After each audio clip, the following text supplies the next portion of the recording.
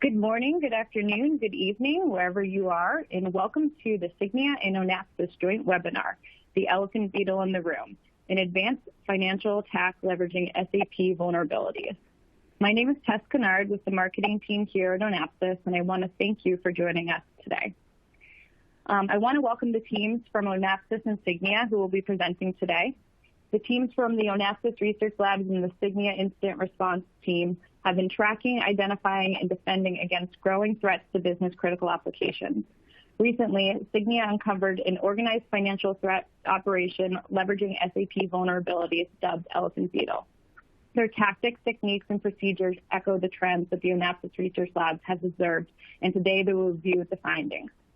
Before I pass this over to the team to get things going, a couple of housekeeping items.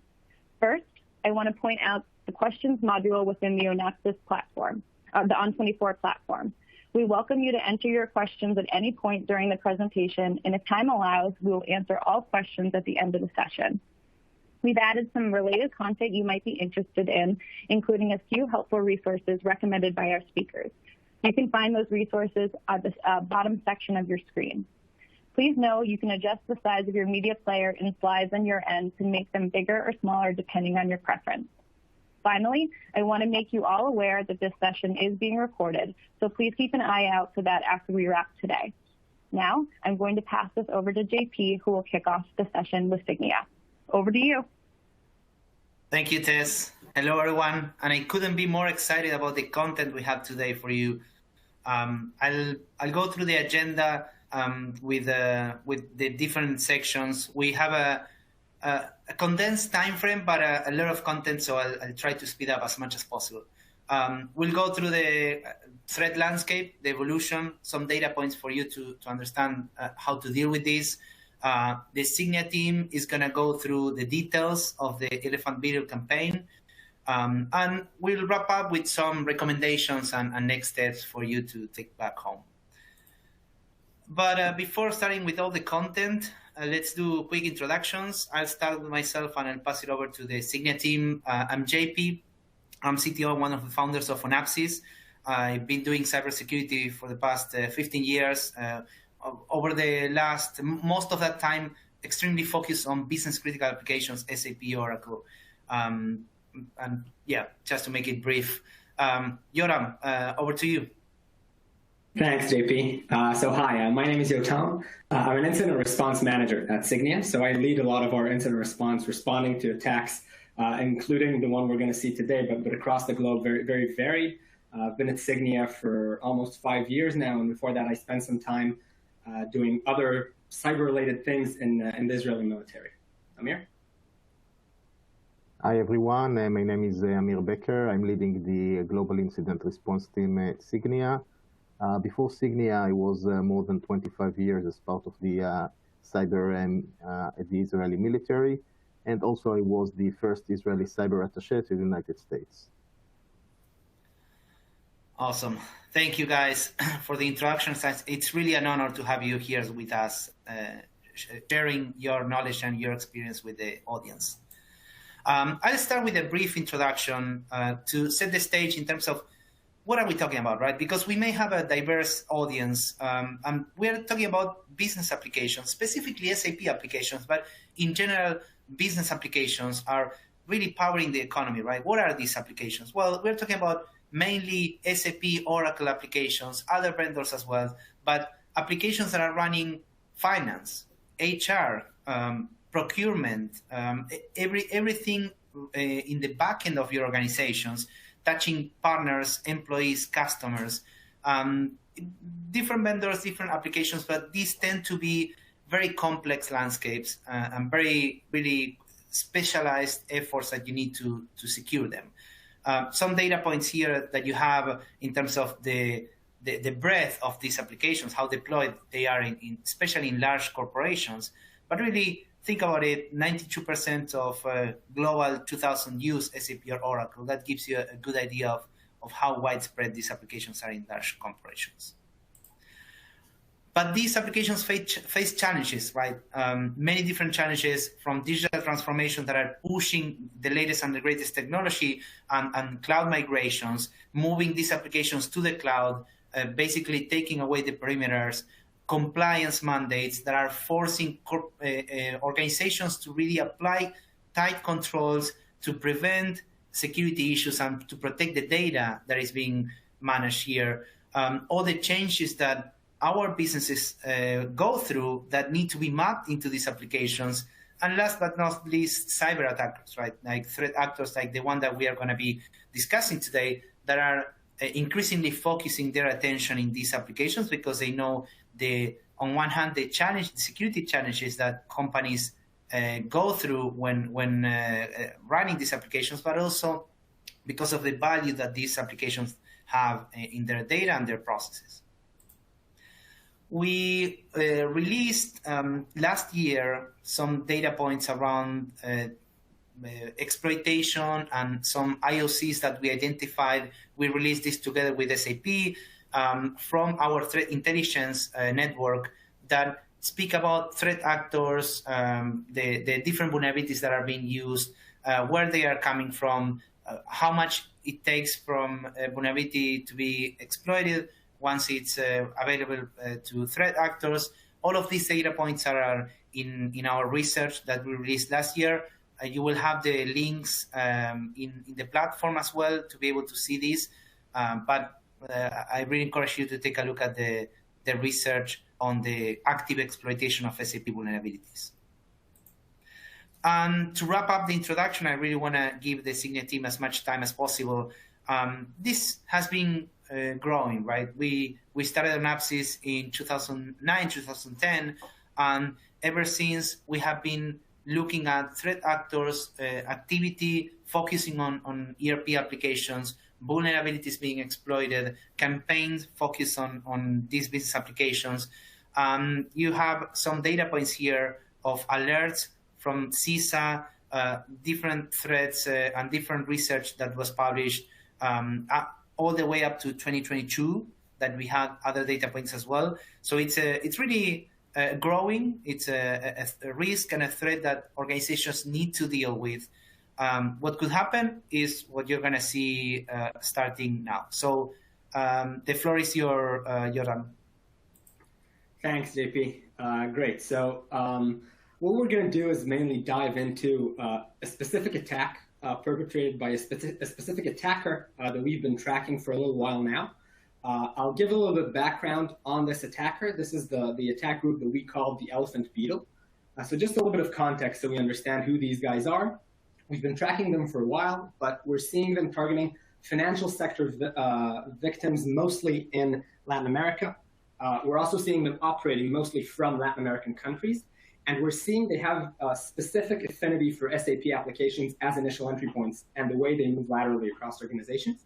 We also see very unique and very goal-oriented methodology. So what we're seeing these attackers do is sometimes spending years, very long amounts of time in victim environments, waiting for monetization opportunities. So there's something that's a combination between very well-thought and well-designed attacks and classic opportunism. They're in the network and they're waiting for something to happen which will enable financial theft.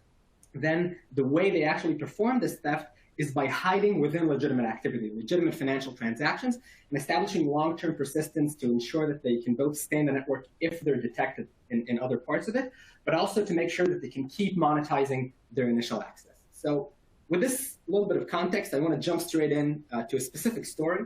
I'm not going to mention any details which can reveal the identity of our client in this case, but this is a real incident response which we were involved with. In this case, we're talking about a large financial organization in Latin America. They have many kinds of financial transactions that they manage for themselves and for their clients through their systems.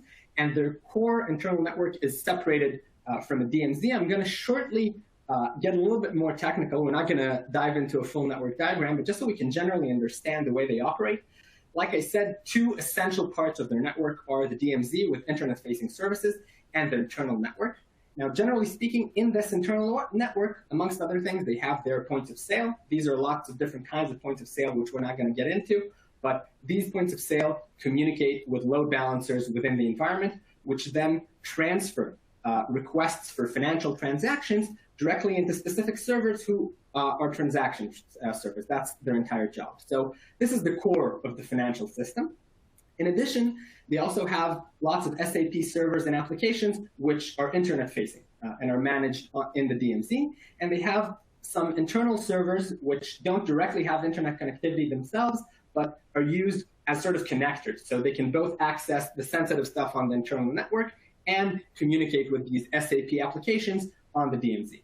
So given this basic background, let's dive into the attack in the way that we understood it. So the investigation was triggered. The reason we were even called in here was because given this system, at the end of each month, because there's tens of thousands of these points of sale, there is an end of the month count that's done to align all the transactions that were made with all the funds that were actually received, transferred, to make sure everything's aligned. And the organization identified missing funds at this point. They didn't know how many. There are always discrepancies in these counts in the organization, but they did identify that some money was missing. This triggered the initial investigation that maybe something's wrong here, maybe somebody was creating transactions illegally within the organization. And then very quickly, what we were able to identify is the initial way this attack worked. So what actually happened here behind the scene is we performed network analysis to see if there's any other place in the network other than the points of sale, which should be creating financial transactions, which is directly communicating with the load balancer. I'm not going to get into the entire network infrastructure, but this was possible here. And we were able to see that in this case, some SAP applications, some SAP servers from the DMZ were directly communicating with the load balancer and creating transactions. And this has been going on for, at this point, a little over a month. So at this point in the investigation, we don't know much about the attack. We know that somebody is creating transactions from applications which shouldn't be doing this. This has been going on for a little over a month. And we know that so far between $10,000 and $20,000 appear to be missing, appear to have been stolen initially based on the organization's financial analysis, but we don't know the full picture yet. And this, of course, leads us to the need to expand the scope of our investigation and figure out what's going on here, because obviously this is a dangerous position. Now, an initial step that we take, just to make sure that we're as secure as possible, is we assist the organization in blocking access between these SAP applications and the load balancer responsible for creating the transactions. The way we do this is with simple firewall rules. We make sure that only points of sale can communicate with these load balancers. However, this doesn't give us peace of mind quite yet, because obviously the attack could still come in from other places. Points of sale could be compromised themselves. So this is just an initial step we take before expanding the scope of our investigation. So when we get to this part of our investigation, there are definitely many areas here that we can look at. But what happens is once we start investigating these specific SAP servers, we see that even though current visibility on them is very low, there's a lot of backups. So there's a current version, there's an older version, an older version. So what we do is we just compare them. We compare the different file systems, and we identify that when we look at what's currently on the servers and what wasn't there a month or 2 months ago, we can see that new tools were deployed onto these SAP applications. In this case, web shells that were deployed there through unpatched one-day vulnerabilities in SAP. Now, these were very quickly leveraged by attackers to deploy these web shells, and through these web shells, the attackers were able to perform this attack. Now, the reason this finding is interesting is not only because we've now identified these servers and the way attackers have been connected and connecting to them, we can now leverage this information to expand our scope even further. So knowing about these web shells, we now create Yara rules. So these are basically rules that enable us to look for similar files across the organization. And we identify, in this case, using these Yara rules, we identify, in this case, 15 additional compromised SAP servers. So these 15 additional compromised SAP servers all contain similar web shells to those originally deployed, to the ones that directly communicated with the load balancer. This, of course, indicates the attack is potentially much bigger and much more interesting than what we initially suspected. Now, just to understand where we are now, we still don't know about any additional funds that were stolen, but looking at these other web shells, we can see that the attack has been going on now, not for a month, but for at least a year, because we're seeing how long these web shells have been active and what the attackers have been doing through them. And we can see the attackers have additional access to this environment that's not just the initial thing that they used, which triggered the investigation. And this is a very common characteristic of this attack group that we've been tracking called the Elephant Beetle.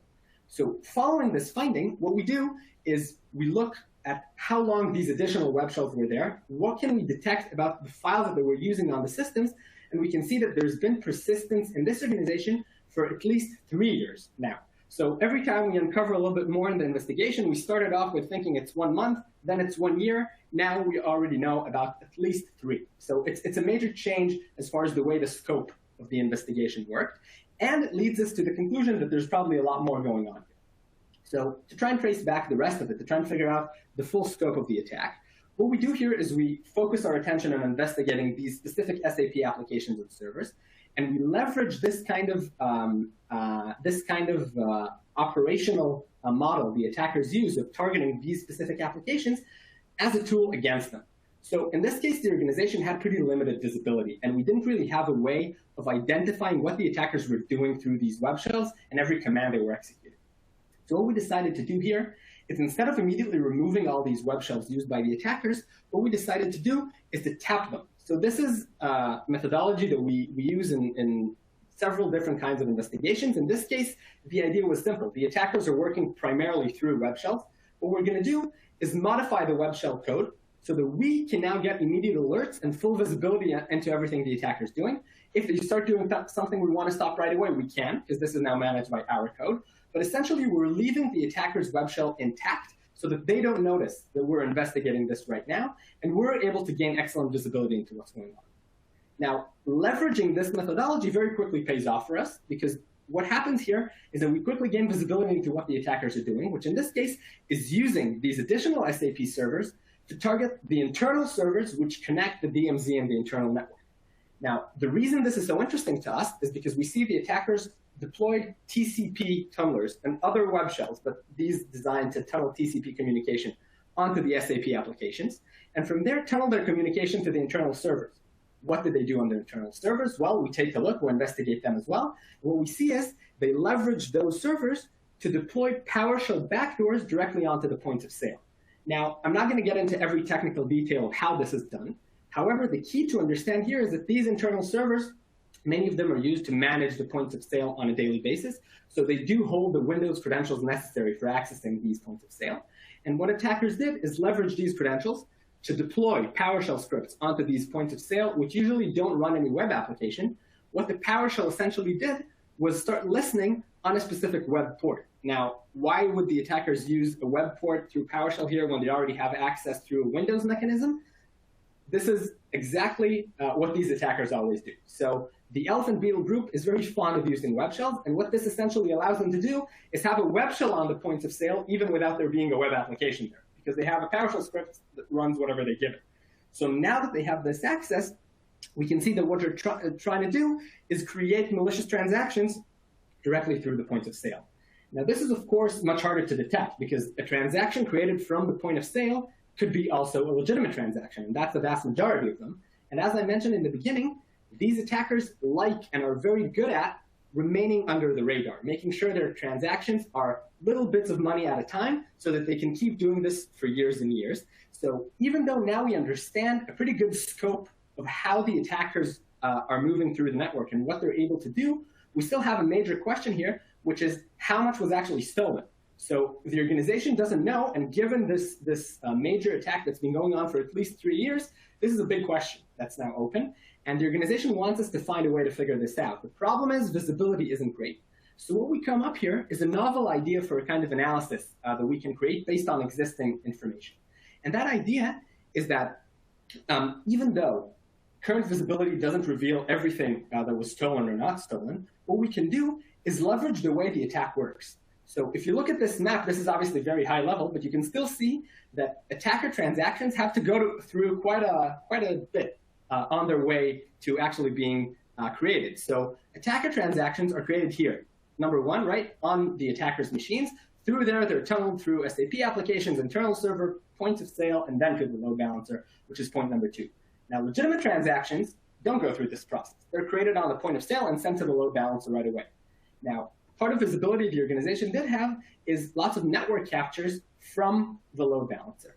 Now, this was very interesting to us because what we could do here is then leverage that gap in the way the attack works and in the timing to identify latency.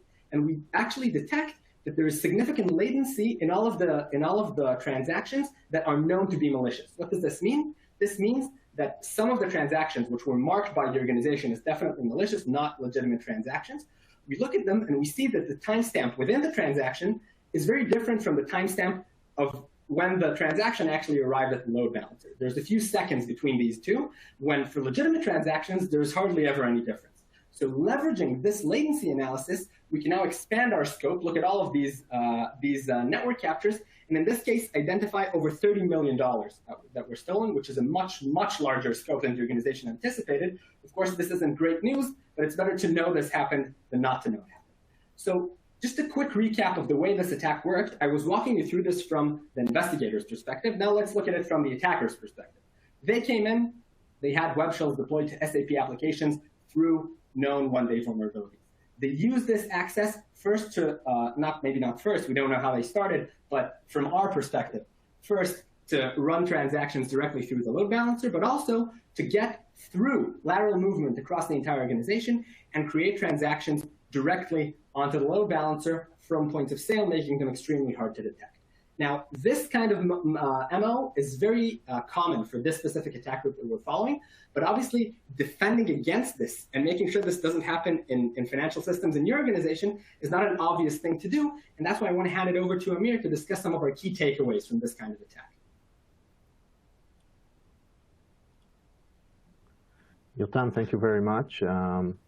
First for sharing with us this fascinating case study and also bringing all the excitement from the investigation itself to this audience today. So the first, there are several takeaways that we might discuss now, but I choose just three to make it very simple and easy relatively.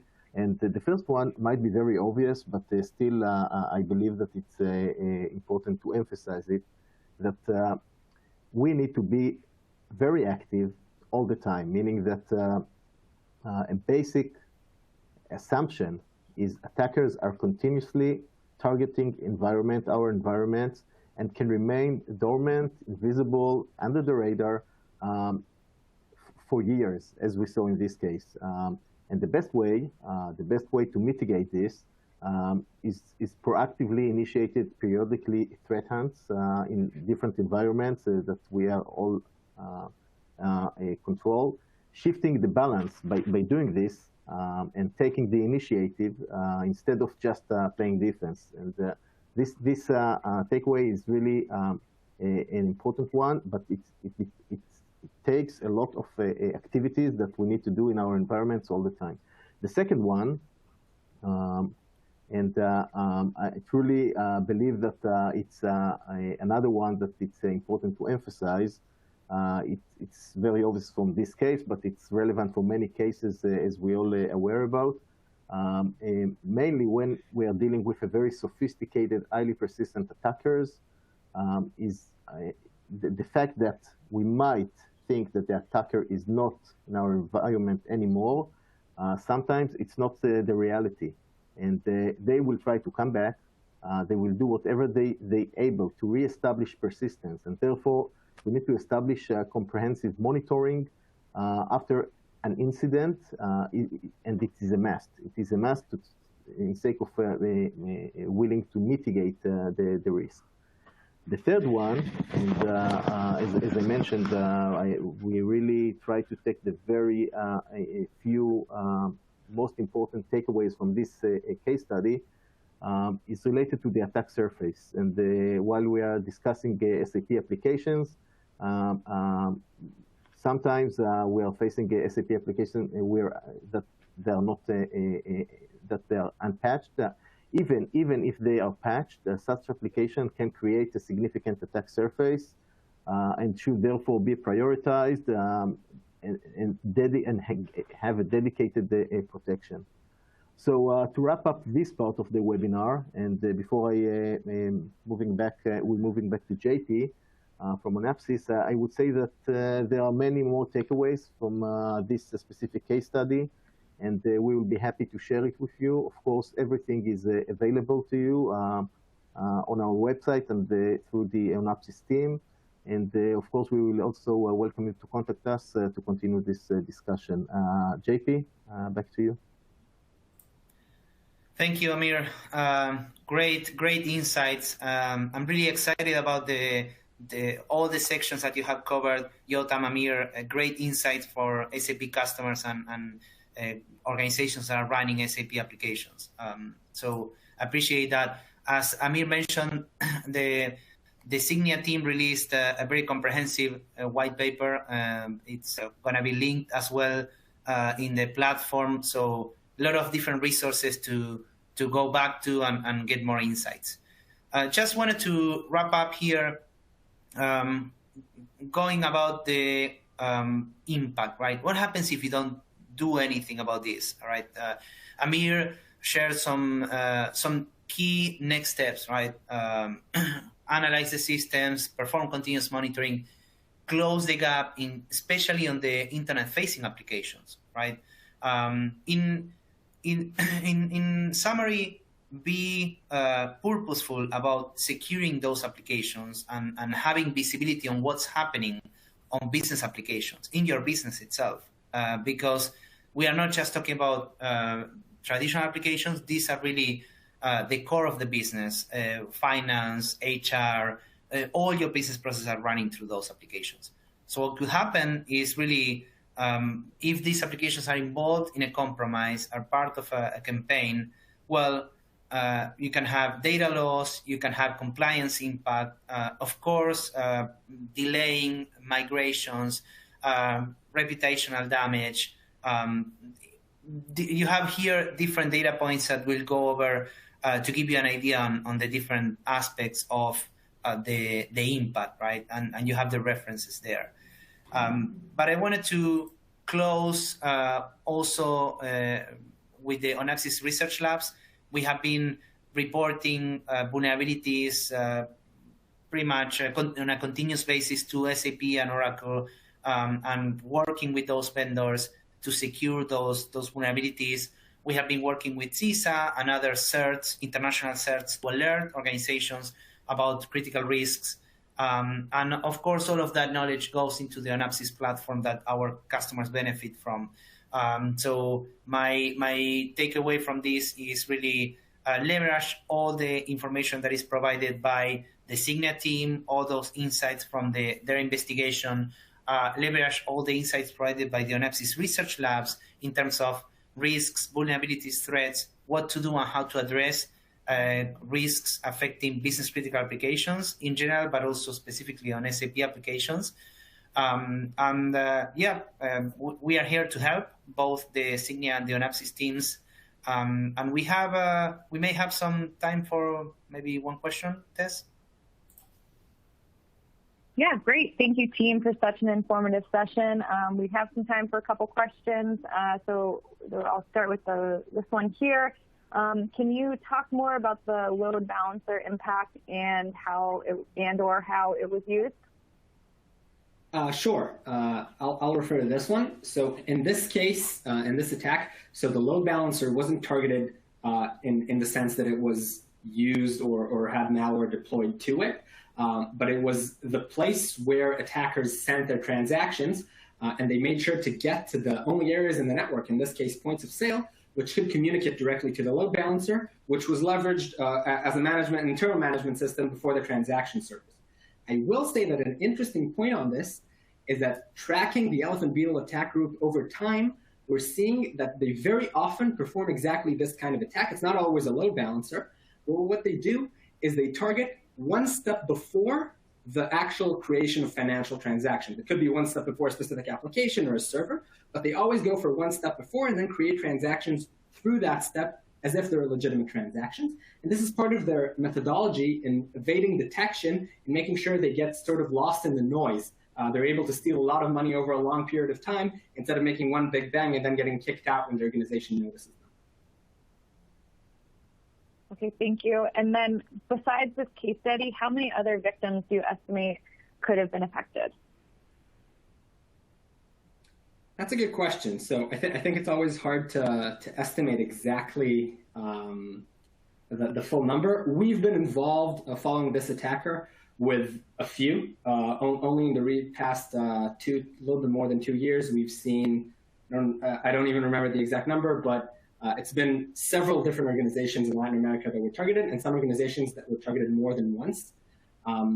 it's hard to say exactly a full number, but I think clearly from the way these guys operate, they're a very large operation and they operate as a business. They have people working 24 hours. They know who they're working on. So it's very likely to assume that that could be dozens or even more than that. Great. Wonderful. So it does look like we are about at time. So for those of you who did ask questions in the chat, please know we will be reaching out to you individually to get those answered. And additionally, just a brief reminder for everyone listening, this session has been recorded, so please keep an eye out for that after we wrap. And with that, thank you again, Amir, Yotam, and JP, and everyone on the call for joining us, and have a great rest of your day.